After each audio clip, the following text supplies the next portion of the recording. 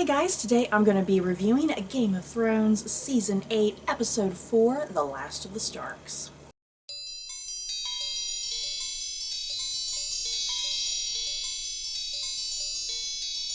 Oh boy, you guys. Prior to me even watching this episode, I saw the title of the episode first, before I watched the episode, and yeah, I saw the title, The Last of the Starks, and I was like, oh dear freaking god, what does that mean? Y'all know how much I love Sansa. So I was a little terrified something was going to happen to Sansa by the end of this episode. So yeah, The Last of the Starks. I got paranoid for nothing when I saw the title. It's all good. No Starks died. Thank goodness. But yeah, I got The Lone Wolf Dies but the Pack Survives t-shirt on right now, and I felt like that was a perfect shirt to wear for this particular episode review, guys, because we'll talk about Jon Snow later. Jon Snow, he's part Stark. He's definitely being a lone wolf, I feel like. Anyway, you guys, this episode 804, The Last of the Starks, I really enjoyed this episode, you guys. You know, I've seen a lot of negativity on the internet for this season. People either have been loving this season or they've been hating this season, or yeah, there's a good chunk of people who are kind of in the middle, and yeah, I'm definitely on the ends of the spectrum that has been absolutely loving this season. I really have nothing to complain about. Seriously, I just don't have anything to complain about. I've been really loving this season, enjoying the last moments we have with all these characters, and I'm just so curious to see where the final 2 episodes are going, you guys. Seriously, how is this show gonna wrap up in 2 freaking episodes? I don't know. I really don't know. I guess we can do some more predictions at the end of this video. But yeah, let's get going into this particular episode. This was definitely the calm after the storm, if you will. If episode 2 was the calm before the storm, and then the storm hit in episode 3, yeah, this is definitely the calm after the storm. And this episode has a lot of interesting, like, mood shifts to it, if you will, because it starts off a bit somber and solemn, but then it kind of moves into a bit of a celebratory mood, and then it gets depressing pretty fast by the time we get to the end of the episode. And I tell you what, I was not expecting any major character deaths at all in this episode, because we got a pretty good chunk of people who died in episode 3. So I went into this episode thinking, oh, no one's dying, you know, no one is dying. So yeah, the fact that we did get 2 big deaths by the end of this episode, I was pretty shocked. Because yeah, I'm expecting a lot more to happen in, you know, episode 5 and whatnot. But yeah, this is still a very fantastic episode, to me anyway. It definitely gave me all the feels. Yeah, one of the first feels I got at the start of this episode. Thanks a lot, David Benioff and D.B. Wise, for starting this episode and making me cry in the first damn 5 minutes. I did not expect to cry in the first 5 minutes of this episode. Yeah, we open the episode. It's the aftermath of the battle for Winterfell. It looks like they've been cleaning up a little bit. They got everything a little bit more organized. They got a bunch of pyres built up, all of the dead bodies. Yeah, just pyre after pyre after pyre of bodies, you guys. We can see the sheer amount of people who died and sacrificed their lives for this battle at Winterfell. And yeah, pretty much that whole field out in front of Winterfell just littered with dead bodies on these pyres, and it's very sad and emotional, and you feel that heavy loss of what these characters had to endure and go through, and the people that they lost and whatnot. And yeah, we first see Daenerys go up to Jorah. God, it was hard, you guys. It was hard seeing Jorah laid out. It was hard seeing Theon laid out, and Beric and Ed and Lyanna Mormont. It was really hard seeing them physically laid out on these pyres, their bodies about to be cremated, essentially. Um, and yeah, we see Danny with Jorah. We see Sansa with Theon. I think the two of them made me tear up the most. Theon and Jorah, and yeah, Jon standing over little Lyanna, which was sad. Sam going up to Ed. So yeah, everybody, you know, the key major people who died. Oh yeah, Beric. Arya goes up to Beric. I almost forgot about Beric. All the key people who died, essentially, someone who was close to them in whatever format, they get to say kind of a last goodbye, almost. So, before the pyres are lit, Jon gives a very beautiful, moving speech, and he incorporates elements of the Night's Watch speech into his speech. And I really like that. You know, because, you know, the Night's Watch, they guarded the realms of men and whatnot, and it was, that speech is very targeted towards the Night's Watch, but yeah, Jon kind of manipulates the speech in his own way to be like, you know, everyone here, you know, you don't have to just be part of the Night's Watch, you know, everyone here sacrificed and gave their all, and they guarded the realms of men, pretty much. So yeah, I like how he kind of manipulated the Night's Watch speech into that speech, you know, to make it something larger in scope, that it doesn't just apply to the Night's Watch, if that makes sense. So yeah, the pyres go up. It's very sad and emotional, and a really beautifully done scene, I think. Really well set up and choreographed, and yeah, how everybody is located and whatnot. And yeah, before we leave the pyre scene, Ghost, you guys. Ghost lives. Thank the gods. Last week I was pretty paranoid that we had lost Ghost. I'm still a little angry that they couldn't take the time to throw Ghost in there somewhere in last week's episode. I mean, why couldn't they throw Ghost in there? You know, I mean, I know they were on a tight CGI budget because the dragons and all of that was taking up all the CGI, but surely they could have added in about 10 seconds of Ghost trotting alongside Jorah from that fight with the White Walkers. You know what I mean? So, yeah, Ghost lives, thank God, but he's pretty battle damaged, you guy. Was he missing an ear? I swear it looked like poor Ghost was missing an ear. His face was a little messed up. Fucking poor baby. Poor baby. I want a Ghost in my life. Is there any way dire wolves can really exist and I can get a Ghost in my life? We'll talk some more about Ghost later, because I'm still upset about Ghost. I feel like poor Ghost does not get treated right in this episode, and it's a little sad and pitiful. So yeah, we move on from that. We get to the dinner. At first, this is just a dinner, you know, a solemn event, like this is what we've gone through, and it's not very celebratory at first, you know. Obviously everyone is still in grief and mourning, and I think there's a bit of awkwardness, like, well, where do we go from here, what do we do now? And it is, everyone's kind of sitting there eating quietly and not saying much of anything, just kind of looking down. And Gendry gets up. He's one of the first people to get up, and he's looking for Arya. But before he can even get to Arya, Daenerys stops him, and this was a moment that I was not expecting, you guys. This was something that I thought would maybe be brushed aside, to be quite honest, because it just didn't seem important. But I'm glad David Benioff and D.B. Wise managed to incorporate this in this particular episode. It felt natural and it felt right to me. And yeah, Daenerys is asking Gendry, hey, you're Robert Baratheon's bastard son.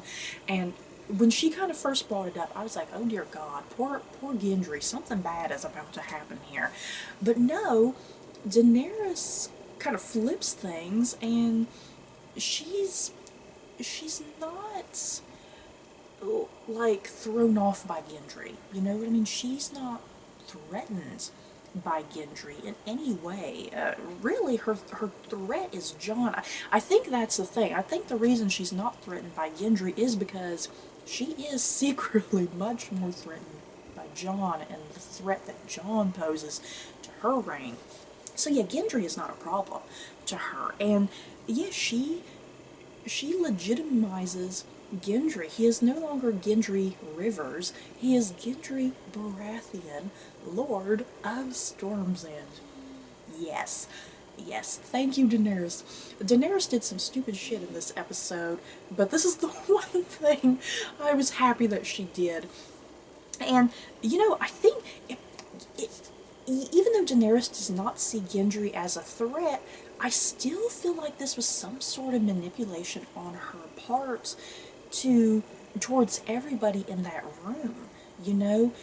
Kind of saying out loud, I'm not threatened by this bastard son of Robert Baratheon, and kind of the manipulation on her part, trying to do something good here. You know, trying to get everybody on her side, like, hey, look at this cool thing she did for this guy, you know, a guy who fought alongside us, and he risked his life bravely, you know, and here he is still alive, and yeah, here she is bestowing queenly favors on this guy. So yeah, definitely some manipulation on Daenerys's part, for sure. She's definitely not just kindly and willingly giving Storm's End to Gendry, you know, out of the kindness of her heart. Definitely not. There's a lot going on there. I think she's kind of maneuvering in her own fashion, and yeah, Gendry's kind of a nice little chess piece there for her. So yeah, Gendry Baratheon, Lord of Storm's End. Yes, I didn't know I needed this until it happened, you guys. And it's after this that the mood does turn more celebratory, thanks to this announcement, I suppose. People start getting up, moving around, conversing, lots of drinking going on. And it's fun, and it's light, and it's really nice to see a lot of this going on in this particular episode, because yeah, the first 3 episodes were pretty dark. Pretty dark and serious and just moody in tone. So yeah, it was nice to kind of have a bit of a lighter flair here. And yeah, we see Podrick, Brienne, Jaime and Tyrion, they're all getting drunk and playing Tyrion's little game that he first started up back in season 1. We'll get to some more of that in a minute, but yeah, all of them playing that game. Yeah, Jon, it was really fun and nice to see Jon lighten up, because Jon is always so serious, you guys, and it was nice to see him drinking and getting along, and yeah, being there with like Tormund and the gang. And this is worrisome though, because Tormund at one point is like, oh, Jon, he was on a dragon, and what man will get on a dragon? Only a king will get on a dragon. And that's the key word there. He calls Jon a king, whether he realizes Jon is a real king or not, you know. But Dany hears that, unfortunately. Dany hears that, and this is the start of her paranoia, you guys. This is definitely the start of her paranoia that we see kind of culminating to a head at the very end in some sense. And I think what we're going to realize in full in episode 5, you know, the wrath of Daenerys Targaryen and the dragon truly coming out of her. One of my favorite moments, you guys, one of my favorite moments here in the dining hall was that between Sansa and the Hound. Yes, I have been anxiously waiting for some sort of scene with Sansa and the Hound, and I finally got it. I think it's easy to forget that Sansa and the Hound spent quite a lot of time with each other in King's Landing, you know? He protected her on numerous occasions. He did kind things for her on numerous occasions. Yeah, was he gruff and rough about things? Certainly, but there's always been a part of him that I think has been a tad bit in love with her, and I think he's even admitted such to Arya at some point, you know, when he was laying there dying, dying back in season 4 or something like that. So yeah, I've definitely been waiting for this Sansa and Hound reunion. And the Hound brings up to her, you know, back at Blackwater, before he took off, he was trying to get Sansa to escape with him. And he brings that up with her, you know, everything would be different if you had ran away with me. You wouldn't have to have dealt with Littlefinger or Ramsay. And Sansa has the best line in this episode, you guys. This was seriously, I had to write down what she said here, because this was the best line of dialogue to me anyway in this whole episode. She says, "Without Littlefinger and Ramsay and the rest, I would have remained a little bird all my life." And that is absolutely true. Sansa has gone on such a journey this entire show. You know, she was the naive, stupid little girl for the first couple seasons. She really grew and developed into her own. She really learned from Cersei. She really learned a lot from Littlefinger. And I mean, she even learned from Ramsay in some sense. She's learned from all of these despicable people. And that's the thing, you know, even though Sansa has gone through some terrible shit, you know, her character has gone through some terrible crap, but the thing is, she has rose above all of that in the end, and she has outlasted all of these terrible people. She is still on top. She is still living. And yet, is she damaged and broken to some degree? Yeah. She's never going to get over what has happened to her. That's never going to happen. But she has really turned into a true leader of Winterfell, and she has true opinions about things. And we do see a little bit of Littlefinger come out of her, especially with that Tyrion scene later, which we'll talk about. So yeah, I absolutely adore the Sansa and Hound scene, and yeah, seriously, that line, "Without Littlefinger and Ramsay, she would still be a little bird." I loved it. I need that on a t-shirt. Can HBO make that into a t-shirt? Because I would totally buy it. Okay, let's get to one of the first heartbreaking moments of this episode. You know, besides the funeral pyres, because that's naturally going to be sad, but one of the first heartbreaking moments. We see Gendry. He's excited and happy. He wants to share the news with Arya about him being Gendry Baratheon, a Lord of Storm's End. He goes, he finds Arya. Of course, Arya's being a loner as usual, not even at the party. And he tells her all of this, and he literally gets on his knees, you guys. It's like, oh my god. He gets on his knees. He pretty much proposes marriage to Arya Stark, you guys. And dear God, Arya Stark, she's like, "No, you know, you'll make some lady happy and some lady will love to be your wife, but that's not me." And, you know, the thing is, I knew good and well she was going to say no. You know, I knew she was going to refuse him, because it would have totally been out of character if Arya had been like, "Oh yeah, I'll marry you." Totally out of character if she would have done that. So yeah, I think we, the viewer, we know what's coming. You know, we knew exactly where the conversation was going to go and what her response would be. And of course, if she does refuse him, she has other things she has to do. She has other things on her agenda.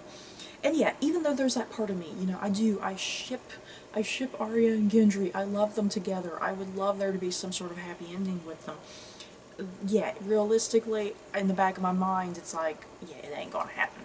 You know, it's obviously not gonna happen, because it would be absolutely out of character for her to just kind of make that switch, like, "Oh yeah, I'll marry you."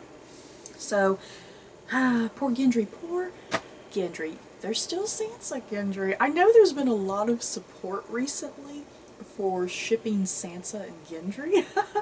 That might happen, you guys. You may be getting your wish. Okay, so we move on from the tragedy of the proposal refusal, you guys. And we get another fantastic scene here. Jaime and Brienne, you guys. Yes. I think this was just straight up pure fan fiction. I don't give a damn. I loved it, because I've been waiting for this since like season 2. Jaime and Brienne, they're sitting there playing Tyrion's game, and he says, "Oh, you're still a virgin," or something. And this, of course, upsets Brienne. It makes her uncomfortable. That was kind of low on Tyrion's part to kind of bring something up like that, you know, something very sensitive like that. And, of course, Brienne, she kind of takes off a little upset about this. Jaime follows her to her bedroom, and yes, you guys, we finally get the Jaime and Brienne sex scene that I think all of us shippers have been anxiously waiting for. And it was glorious. I loved it. And yeah, no nudity. You know, that was the great thing too about the scene. Absolutely no nudity. Jamie's shirt comes off. That's all we even see. We don't even really see his entire chest.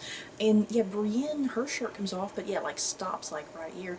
And yeah, it was just a beautiful scene that it said a lot without showing a lot, you know? And I really liked that. And it was so cute. It was just so cute when they were trying to take off their shirts, because Jamie was just getting, you know, he was just warm. You know, he was warm, and he's sitting there trying to take off his shirt with just his one hand, and Brienne's like, "You idiot, what's wrong with you?" And so yeah, that starts off with the flirtation and sexiness, you guys, with her trying to take off his shirt and him trying to take her shirt off, and yes, I loved it. Like I said, a little bit fan fiction and probably fan service to some extent, but I don't care. I loved it. So we move on from all that sexiness, and we get the awkward sexiness of Jon and Daenerys. I'm gonna just call it awkward sexiness between Jon and Daenerys, because I don't know how to feel about it. It's like they're two very attractive, good-looking people, and I want to ship them to some degree, but at the same time, it's like, ugh, they are aunt and nephew, and it's a little gross. And yeah, they do sit and start kissing, and Daenerys, you know, this is it still hasn't been totally said out loud, hey, we're aunt and nephew. You know, they've not really fully said out loud those words. It's awkward. You know, I think that's the thing. It's being left unspoken because it is awkward, and they don't know how to really broach the topic, I guess. And that's the thing. I think David Benioff and D.B. Wise were even mentioning this in their little behind-the-scenes thing, if I'm not mistaken. They were even mentioning that she's a Targaryen. This is normal to her, you know? This is nothing new. It's nothing wild and out there. I mean, it doesn't really faze her. But yeah, we clearly get the idea, you know, Jon's sitting there kissing her, but then yeah, he pulls back from it. And yeah, you do definitely get those vibes of awkwardness and him just not really sure how to feel about the whole thing. And we finally return back to the conversation they had at the very end of episode 2, you know, when he reveals, hey, I'm Aegon Targaryen, I'm perhaps the rightful heir to the Iron Throne. We finally return to that, because I think this is their first time they've even talked about it themselves. And yeah, this is where we do get a lot of Daenerys' paranoia coming into play. And yeah, her demanding to Jon, you know, I don't care if you're telling me you don't want the throne, you know, your words don't really mean anything to me. Because yeah, you may not want the throne, but other people, if they have this knowledge, other people will want you on the throne instead of me. So yeah, she's demanding, hey, I want you to silence your brother and Sam, and don't you dare even tell your sisters, especially Sansa, because she would absolutely love this. So yeah, Daenerys, you see that paranoia and fear, and yeah, it's like she wants to stay with Jon, you know, she does love him, she wants to stay with him, she wants things to work, but yeah, she wants things to work out in her favor and in the manner that she wants things to work out. And yeah, she doesn't really care about Jon's feelings or the feelings of anybody else. And so yeah, you see that bit of mania kind of spark in her face, and yet Emilia Clarke did such a great job during this scene, I think. Let's get to the council meeting, I suppose, you know, the plans of where do we go from here? What do we do next? This meeting is essentially a regrouping, you know, it's a regrouping of what's left, who we got left, where we all need to go. And one of the big things that comes out of this particular scene, Dany wants to head straight to King's Landing. She does not want to wait at all. She wants to head right on down there. Don't give Cersei the chance to regroup and continue to build her army.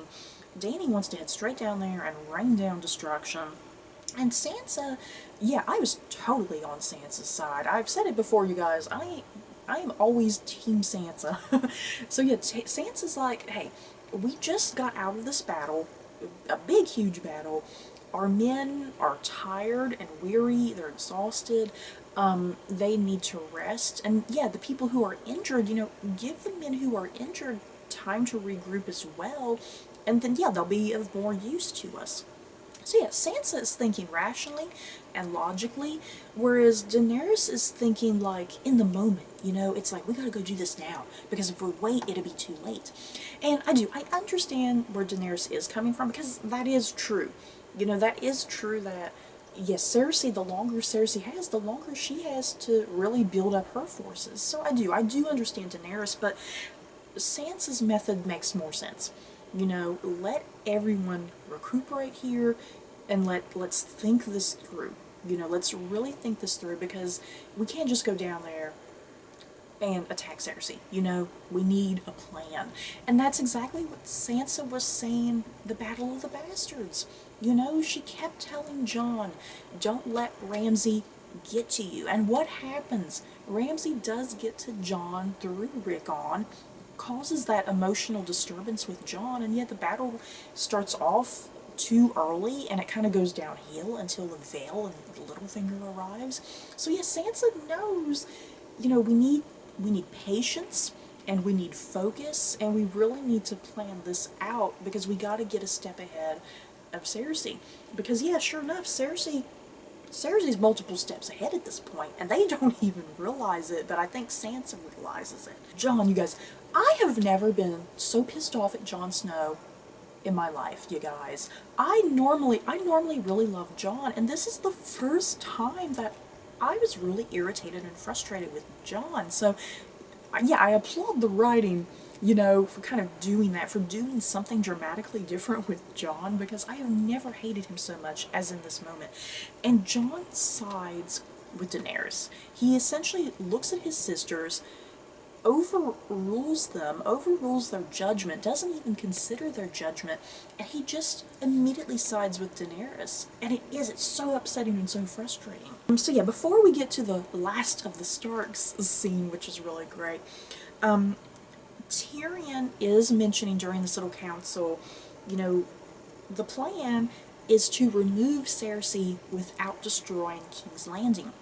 So yeah, that's what Varys and Tyrion really want. You know, they don't want panic and chaos. They want order and stability as this, you know, whenever this future battle happens, it needs to be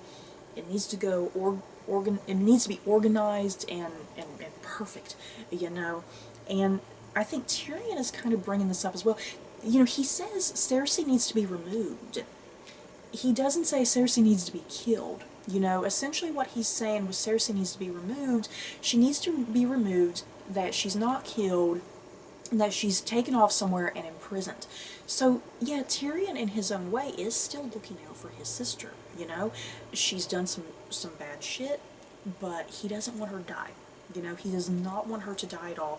And yeah, you do see that bit of tension there between Tyrion and Daenerys when he says that, and she's like, so yeah, Daenerys, once again, poor Tyrion. I'm getting very worried and paranoid about Tyrion, because he keeps saying and doing things, you know, he doesn't want to kill his family. He still supports his family in his own way, and yet Daenerys wants the family dead. You know, she straight up wants Cersei dead. She doesn't care what happens to Cersei, you know. We get to the Godswood scene with the last of the Starks line of dialogue, which was great. And yeah, Arya and Sansa, they're straight up like, hey, dude, we're upset with you, we're frustrated, we don't trust your queen, you need to listen to us, we're the last of the Starks remaining. And yet Jon is conflicted. You know, Jon is definitely very much conflicted. He's not really sure what to say or do here, because his allegiances are divided. You know, he's very much divided. And yeah, what better way for him to be divided, because he literally is half a Stark and half a Targaryen. And it's in this moment that he finally considers breaking down to them, hey, I'm Aegon Targaryen. And yeah, Bran's even over there kind of pushing it like, hey, tell them it's time. It's your choice, man. And we don't get to see Jon downright say, hey, I'm Aegon Targaryen. The scene does cut off before he says it. But yeah, I guess we are led to believe he does tell them, because he even asks them, hey, if I tell you this, you gotta swear to me you're not going to pass this information along. And Arya and Sansa, they do swear to him they won't tell. And yeah, the scene does cut off there.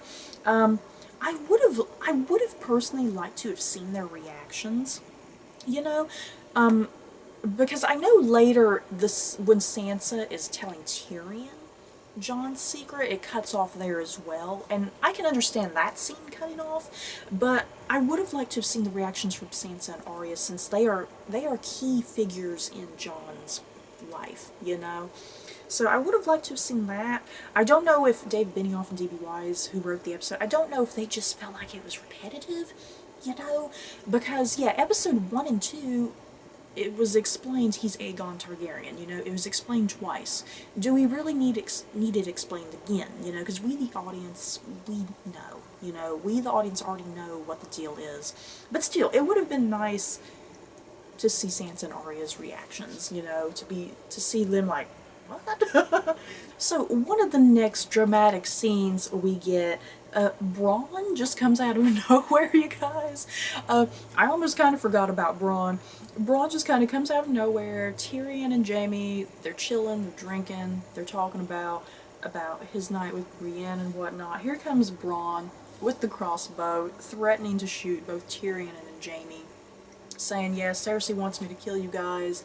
And Tyrion does bring up, hey, remember when I promised you if anyone ever paid you something, I would pay you double. And Tyrion's double amount proposed to Bronn is that, hey, I'll give you Highgarden. Cersei's only given you Riverrun, but I can give you Highgarden if we all come out of this alive.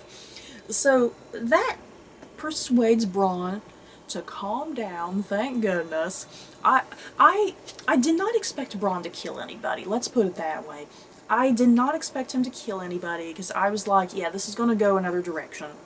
You know, it's too easy for him to just point-blank kill one of the Lannisters.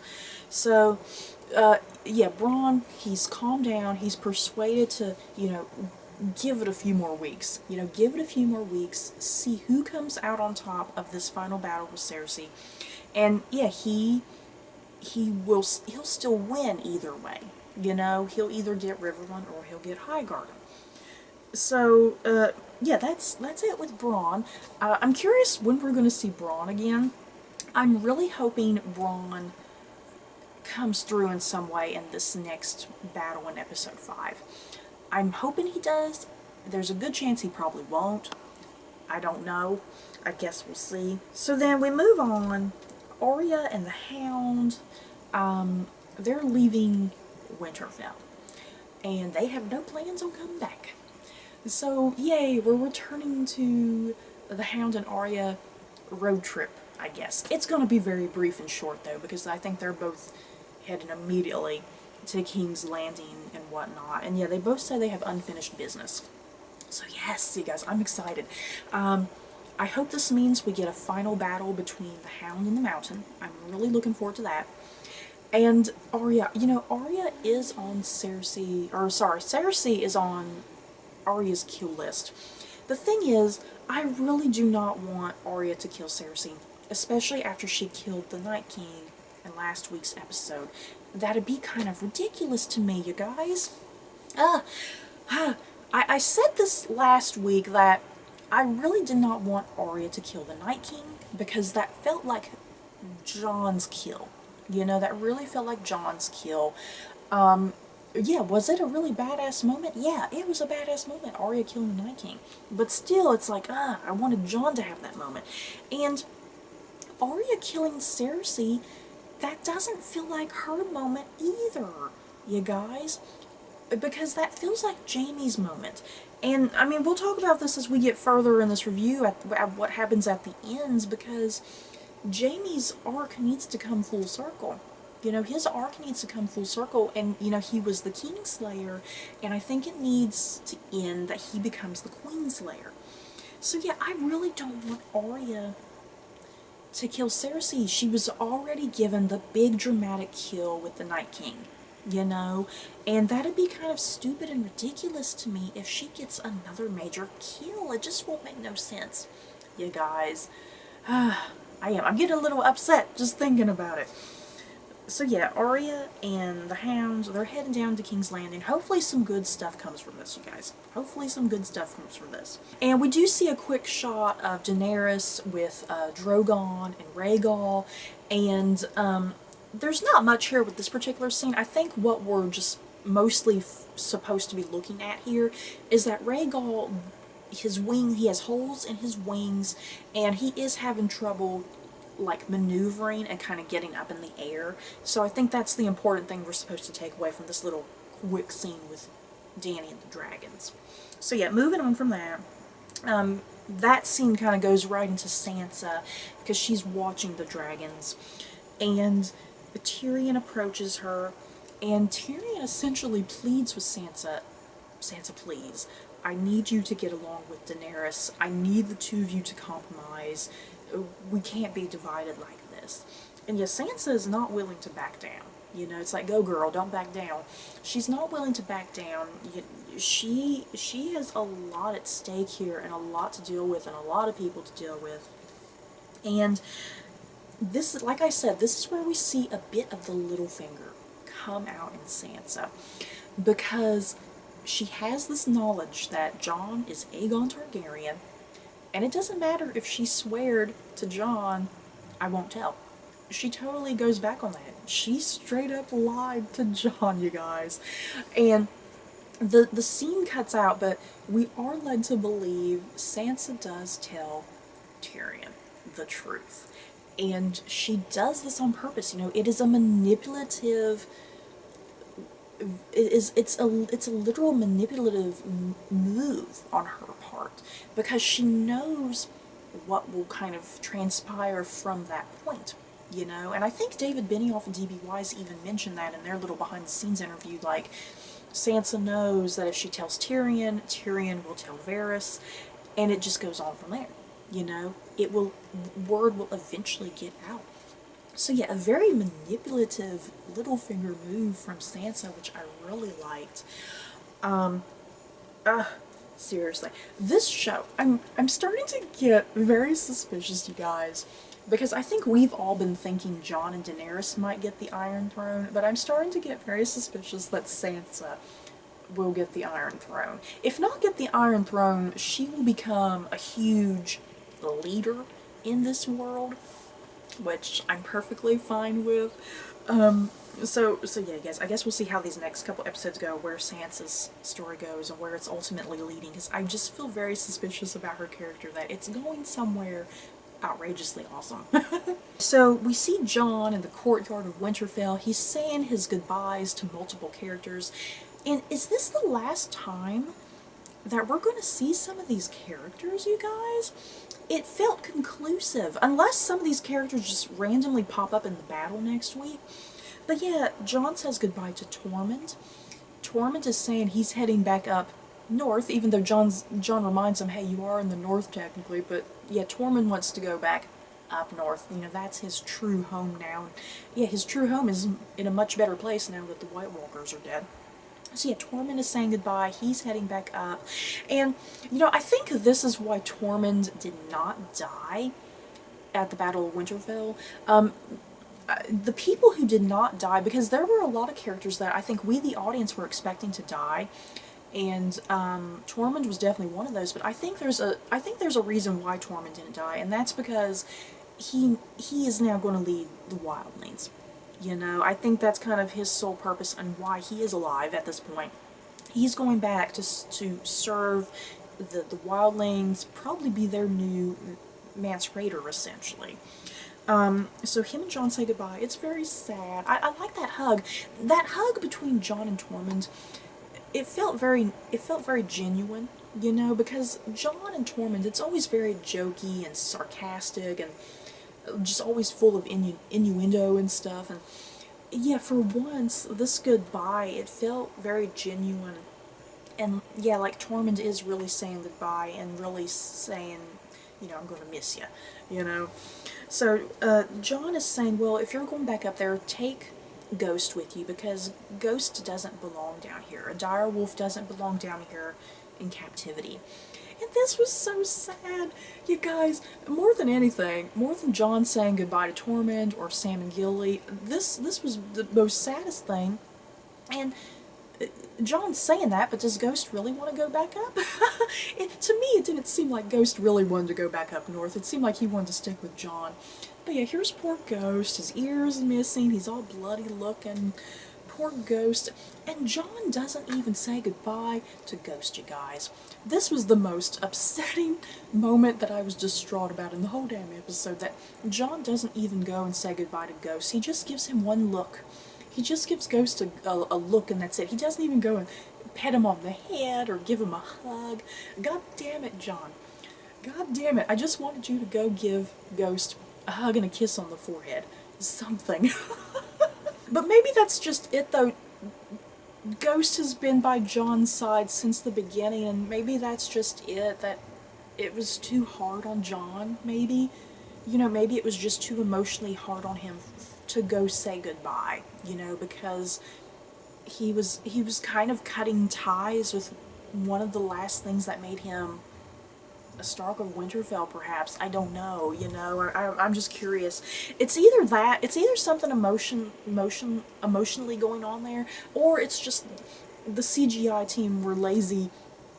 Probably. It was probably more of a laziness that they didn't have the budget to put more of Ghost in there. I don't know. Either way, very upsetting, you guys. The other final goodbye, John says goodbye to Sam and Gilly, and we find out Gilly is pregnant again. Yay! And they're even saying we'll name him John if it's a boy, and yeah, John's like, I hope it's not a boy. You know, because typical John, you know, typical John, that he's never sought out leadership or fame, and I think he doesn't feel deserving, you know, he doesn't feel deserving that a child should be named after him, you know. And this felt conclusive, you guys. That's why I feel like a lot of these characters we might possibly not be seeing again, or they might not be having interactions again, because yeah, his interactions with Tormund felt final, Ghost felt final, and Sam and Gilly felt final. So, goodbye, Sam and Gilly, possibly? I don't know. I hope we see Sam and Gilly again. Maybe they just won't have another scene with John. Maybe. I don't know. So we get to Varys and Tyrion. They're on the ship, the Targaryen ships, heading down to King's Landing. Just a really quick scene here. The two of them talking about a possibility of Jon and Daenerys getting married, having that alliance. But yeah, the question of, will Daenerys ever want co-leadership? You know, will she ever want co-leadership? Most likely not. You know, knowing her personality and knowing how hard she's fought to get to this place, yeah, co-leadership with Jon is not a possibility. So yeah, just a really quick moment there that, you know, we're seeing the little inkling of Varys and Tyrion. You know, there's little inklings of the two of them, their uncertainty, you know, their uncertainty and their doubts about Daenerys. So we're out at sea, they're getting closer to King's Landing, and Daenerys is up there on Drogon, and I tell you what, thank God Jon was not on Rhaegal, because someone even mentions, hey, are you going to get on Rhaegal? And Jon says, no, Rhaegal doesn't need me weighing him down, you know, he needs to heal. So yeah, some nice foreshadowing there that Jon was not on Rhaegal, because yeah, one of the next things that happens, you guys, this was the most shocking thing that happened. They're just up there, flying, getting closer to King's Landing. All of a sudden, here comes those scorpions. Rhaegal is taken out, just like that, you guys. He is just wiped out of existence with a couple scorpions. He plummets into the ocean. It was shocking. I can't believe that just happened. I can't believe they killed another dragon. The thing is, because I thought, you know, Rhaegal would live, because if anything, I thought Drogon would die at some point, and it would be a symbolic thing, you know? And because I thought Rhaegal would make it, especially if Jon is to become the king, you know, I thought Rhaegal would at least make it, but no, that ain't happening. We lose another dragon. It's pretty upsetting and tragic, and just, it's done so quickly too, you guys, to make it even worse. And yeah, we see Euron and the Greyjoy fleet, and they have all of the ballistas with the scorpions just firing away. Thankfully, Daenerys is not hit. But her ships are sure pounded to death with the scorpions.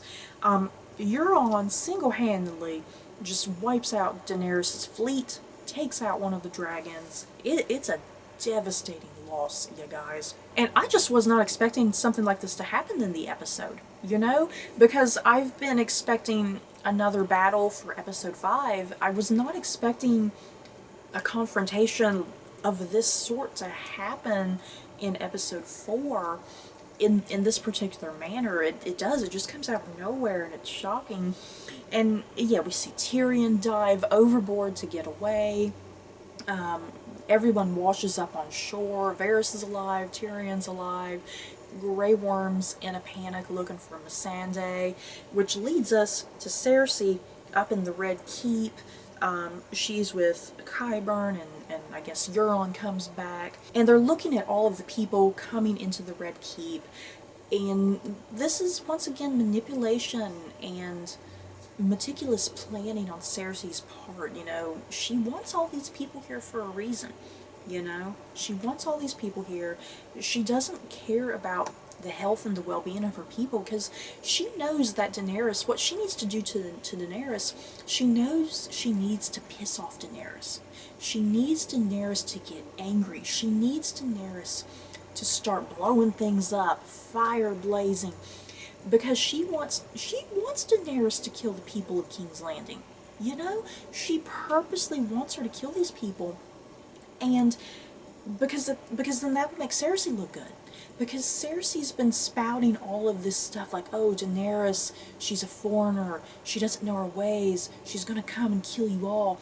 She's been saying this entire time. She's been striking fear and hatred and paranoia into the people of King's Landing. So she needs Daenerys to instigate that, you know, to prove her point. So yeah, she doesn't care if her people die, because after all is said and done, if Cersei does win, she wins the people of King's Landing. You know, the people of King's Landing won't be upset and mad with her. They'll be furious with Daenerys Targaryen. So it's at this point, yeah, Cersei turns to Euron. She's like, oh, we're gonna have it all. We're gonna have the Kraken in the sea, the Lannister up here in King's Landing, and our child will be ruling both the sea and the land, or whatever she says. And yeah, this baby is now Euron's baby, not Jaime's baby. This baby is still technically Jaime's baby, correct? She has just, I think here at the last minute, you know, this is going to be Euron's baby now. She is still ashamed to admit that it's Jaime's. She needs Euron totally on her side. She needs to manipulate him with this child, I think. So yeah, I think the baby is for real. Even though it is Jaime's baby, she's using it to her advantage to lure Euron more to her side, I suppose. And the camera pans away from the window, and there's Missandei, you guys. Missandei has somehow been caught and captured from the sea. She's a prisoner. This doesn't bode very well at all. So after this horrific battle at sea that does not last very long, you know, that's the thing, it don't last very long. It's over and done with instantaneously because of the scorpions, you know, the overpowerfulness of the scorpions, essentially. So Dany retreats to Dragonstone, and we see this really great scene with Varys and Tyrion and Dany in there, and yet Varys once again urging rationality. You know, Varys, he knows what Cersei's up to. He knows that she's using the people. He knows that she's purposely trying to spark up the anger of Daenerys. So yeah, Varys is the most rational and logical. Once again, just trying to persuade Daenerys, you know, think for a minute. You know, think before you act. You can't just go in there fire blazing. But yeah, once again, Daenerys doesn't care. She's ready to head straight on in there, and she's going to negotiate with Cersei one final time.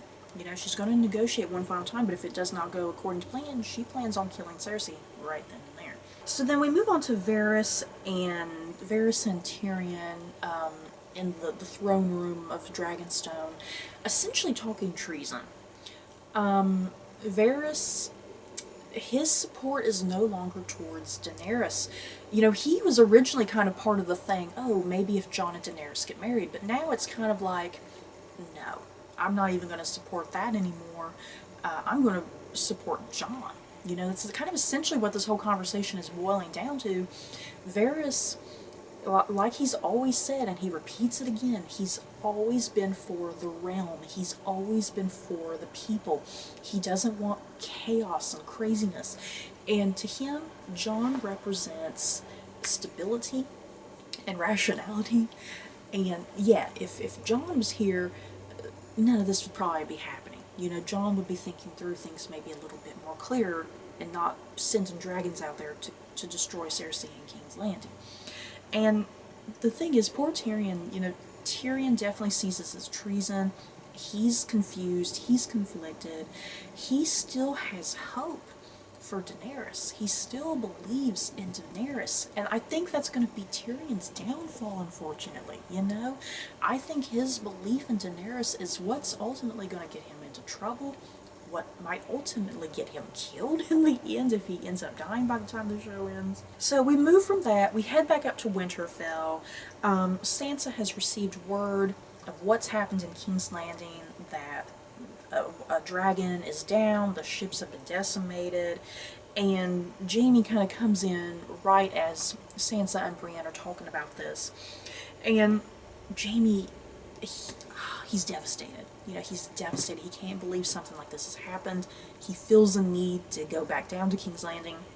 And yeah, before we get to that next scene with Jaime, Sansa says to Jaime, I always wanted to be there when they execute your sister. Guess I won't get the chance.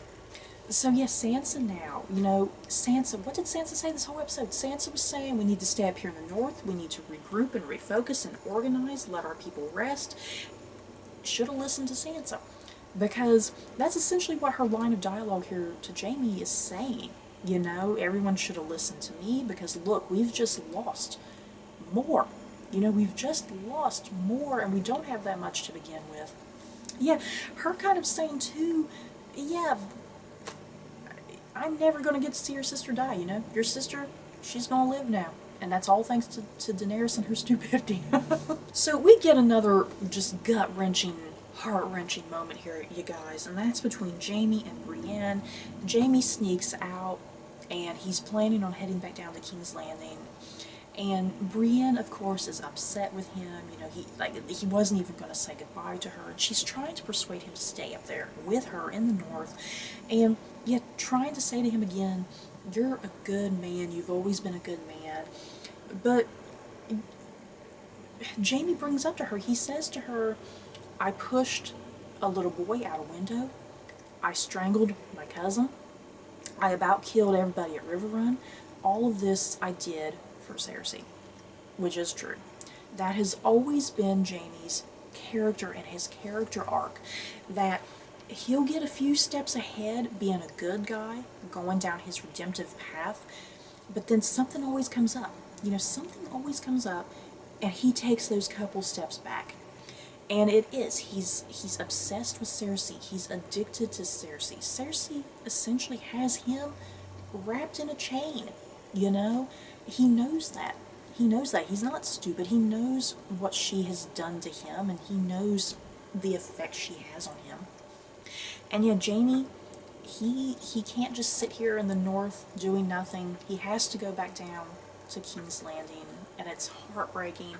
And I think there's a lot going on here, you know.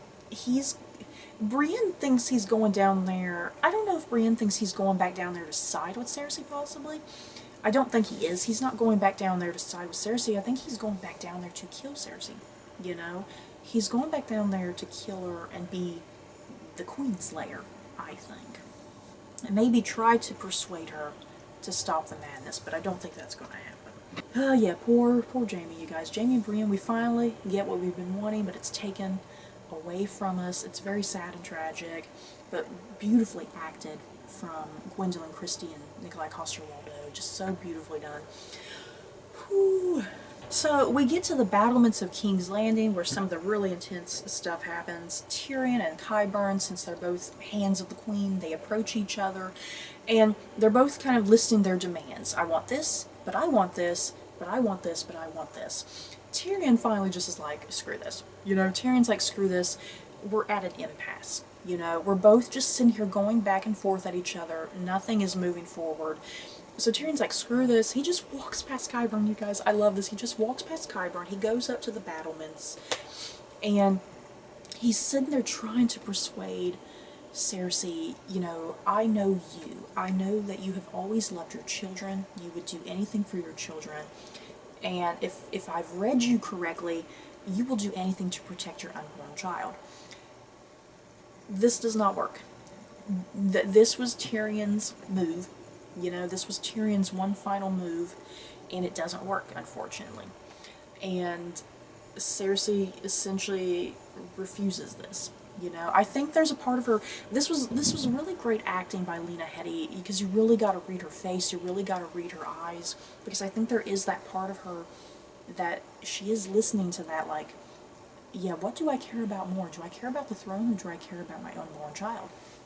But she does. She chooses the throne over her child, it seems, to me anyway. And it's at this point, Cersei, she turns to Missandei, and she says, do you have any final words? And Missandei just, this is the perfect line for Missandei. You know, if Missandei had to die, she goes out like a badass, at least. And yeah, Missandei just shouts out, Dracarys. And to me, you know, it's a nice parallel. This whole series kind of comes back around, you know, because the Mad King, you know, the Mad King, when we see those flashbacks that Bran has, the Mad King is shouting, burn them all, and he's about to destroy King's Landing. That's where Jaime comes in and kills the Mad King. So it's this nice little parallel, because Missandei is almost kind of the Mad King almost. She's saying Dracarys. That's practically translating to burn them all. You know, she's shouting to Daenerys, burn them all, kill these people. So yeah, that's why I'm saying it's coming back around, because Jaime's coming. Jaime's going to come in, be the Queenslayer this time. And yeah, poor Missandei, you guys. Oh my god, this was horrible. Cersei tells the mountain to kill her. The mountain comes up, beheads Missandei. She falls from the battlements. Poor Grey Worm can't even watch. This is why I think Grey Worm survived the Battle of Winterfell as well. Because I think Grey Worm was someone we thought would die last week as well, but he has a purpose to still serve, you know. He needed to be here to witness Missandei die. And yeah, he needs to be here to have something to fight for. And yeah, I think he will die in this battle, you know. I think we will get Grey Worm dying in the next episode. So yeah, that's the end of the episode, you guys. It just ends showing Daenerys. She's at first shocked and in disbelief, but then yeah, the anger just takes complete control of her emotions. So yeah, I'm assuming what we're getting with the next episode is another battle. Daenerys is gonna burn everything, I think. I think we're gonna lose quite a number of more characters. I'm definitely expecting Grey Worm this time. I'm a little worried about Drogon. I think Jaime's gonna arrive, and I think he's gonna kill Cersei. That's my hope anyway. I hope he kills Cersei, because I don't want Arya to do it. I think the Hound is gonna kill the Mountain. Yeah, I'm not sure what purpose Arya is gonna serve. That's where I'm just kind of not really quite positive. I'm just not sure what Arya's function and purpose is ultimately gonna be, because I feel like she already served her purpose and function for the season by killing the Night King. So I'm just not sure where she's going. Like I said, I really want Jaime to kill Cersei, you guys. So, yeah, final battle, some more big character deaths, and yeah, then it's just going to be the series finale, you guys. I can't even imagine what's going to happen to kind of wrap everything up. You know, there's still a lot of characters. You know, even if we lose another large chunk of characters, there's still a hefty portion left. So I'm just very curious how the finale is going to wrap everything up.